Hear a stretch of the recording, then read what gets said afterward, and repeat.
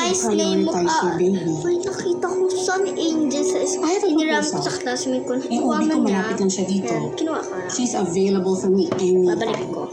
Bukas. Gusto mo lumipat ng OB? Pwede kitang ipakilala sa kanya.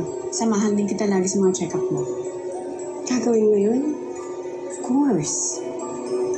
Since, wala na akong baby, I'd love to help you. Gusto kong maging part ng journey mo into becoming a mom. That is if you allow me to. Of course. Of course, I'd love that. George, magiging nanay ka rin ng anak ko. Di ba ang sabi ko nga sa'yo, hindi ka lang ninang. Second mom ka na niya.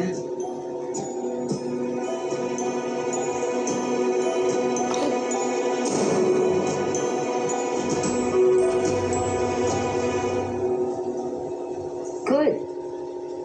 Make sure to report to me everything. Gusto kong malaman ng lahat, bawat detalye. Oh my God, this is so funny. Hindi ka mananalo laban sa akin, Samantha. Never. Malalaman at malalaman ko kung sino ang tumutulong sa'yo.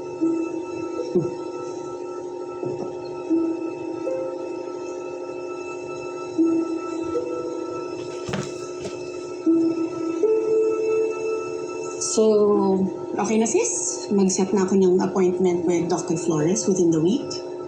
Salamat, George. Sam! Tumawag ako sa St. Ignatius Mental Facility. Si Rebecca, nawawala siya, nakatakas daw. Ano?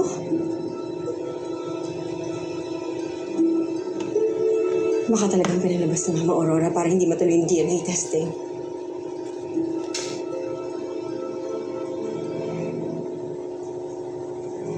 Nasaan si Rebecca? Bakit mo siya hinahanap sa akin? She's in a mental facility, you idiot.